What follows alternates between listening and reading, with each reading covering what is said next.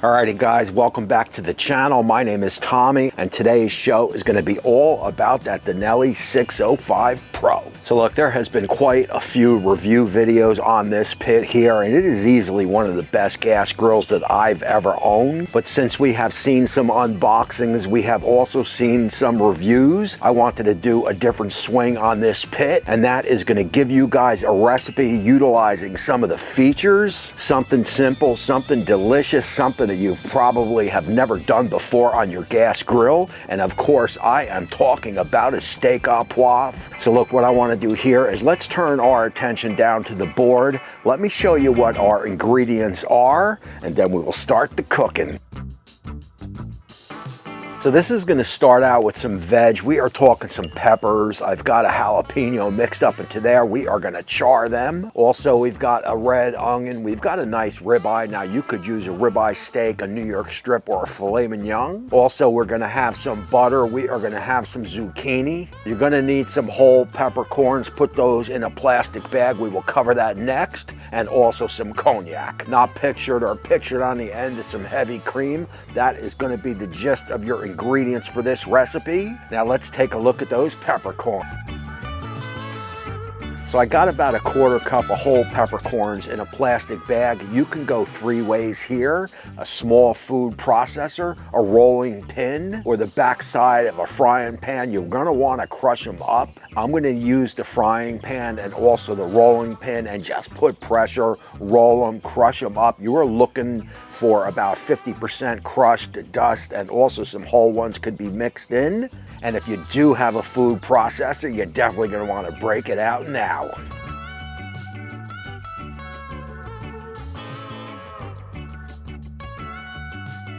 So this next step is going to involve those peppercorns, your steak, and also some kosher salt. Take them peppercorns, grab your steak. You want to push one side in and you want to get full coverage. After that, you could flip it over, grab that kosher salt, and get a good dose of kosher salt on the other side. Once those two sides are coated, you could put your steak on a side, grab your veggies, and let's prep them. So guys, I'm not going to spend too much time on the veggies, because whatever type of veggies you use is your choice. But definitely what you do need is going to be those shallots. So cut up your veggies of choice. As you can see, I've got some zooks happening and also a red onion. And then I will take about a half a shallot or so, or 2 tablespoons, and just give that a little bit of a dice up. Once you get all that done, we will move on to that next step. Guys, and that next step is going to be taking a look at our Denali 605 Pro and firing it up. The Denali 605 Pro is Monument Grill's premium flagship grill. It is crafted from stainless steel.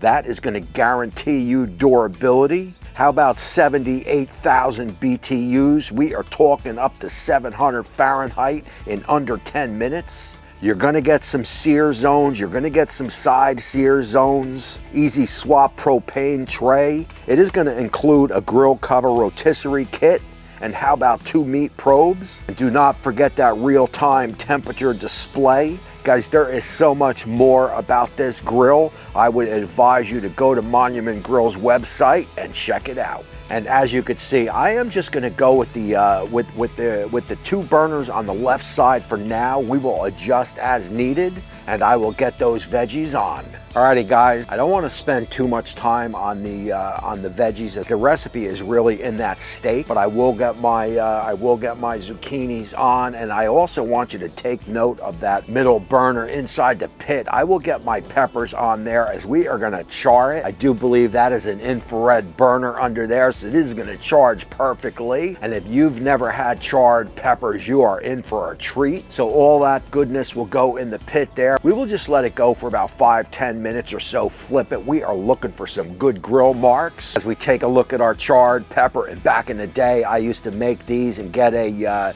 glass with some water or so. You put them in, and that is going to help you peel that skin. And basically what you're going to have is a pimento. And I got to tell you, man, they are definitely bursting with flavor, although I like to eat them like this also. And as you can see, the veggies are looking good. The char is looking good. We've only been on for about 6-7 minutes or so. So this pit here is definitely making quick work of that. Again, we will let these go for about another 2-3 minutes or so. And then it is time to get our steak on.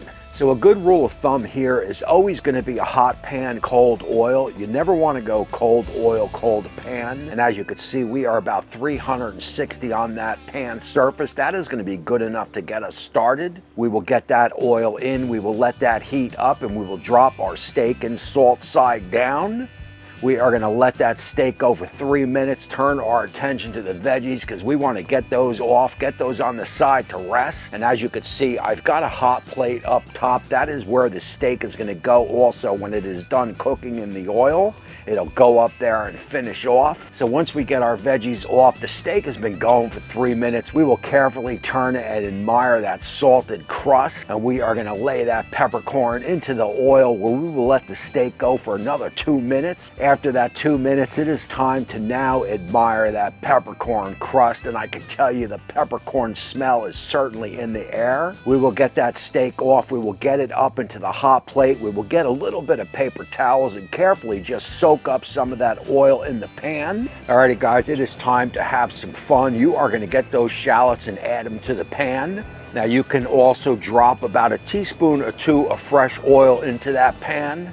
And you are gonna wanna incorporate all that together and let those shallots cook for about a minute or so. At that point, you are gonna add in your Better Than Bouillon beef base. Once you get that in there, it is time to deglaze that pan with about a 1/4 cup of water or so. And I gotta tell you right now, there is a lot of flavor happening in that pan. And in about 2-3 minutes, there is gonna be a lot more. So once you get that pan deglazed, you want to carefully remove it out of the pit. Remember that handle is hot, so take precautions. Grab your cognac. We are looking to do about 1/8 of a cup. Get it in that pan. You can tilt it over the flame. If it does not light, grab your lighter because you got to light it up. Don't panic, just light it up. Let it sit there. That alcohol will burn off. Once that alcohol burns off in about 20 seconds or so, grab your heavy cream and get it in and shut that hood and allow that to cook down for about 3-4 minutes or so. You want to reduce it to half. You want it to coat the back of a spoon, as you definitely want it on the thicker side. Once you see it is all coated, once you see it is all thick, get yourself about a tablespoon or 2 of butter and get it in there. Guys, I am telling you, that sauce is to die for, man. That sauce is nothing but flavor. Once that sauce is all ready, all thickened up, I've already got the steak and veggies down in the shack. I will cut up the steak in nice slices. And from there, I will carefully lay that sauce over the steak. I am telling you guys, I will have a full written recipe so you can make this too down in the description. There is a lot of flavor in that sauce. You couple that with that saltiness of that steak with that peppercorns, and I am telling you, man, once you make steak au poivre outside on the Monument grills, you will continue to make it, as it just takes your barbecue skill game and raises it. And this is a lot of fun to cook that way. So look, that is going to close out this show. I appreciate you all for watching. Again, my name is Tommy, and until next time, we will see you soon.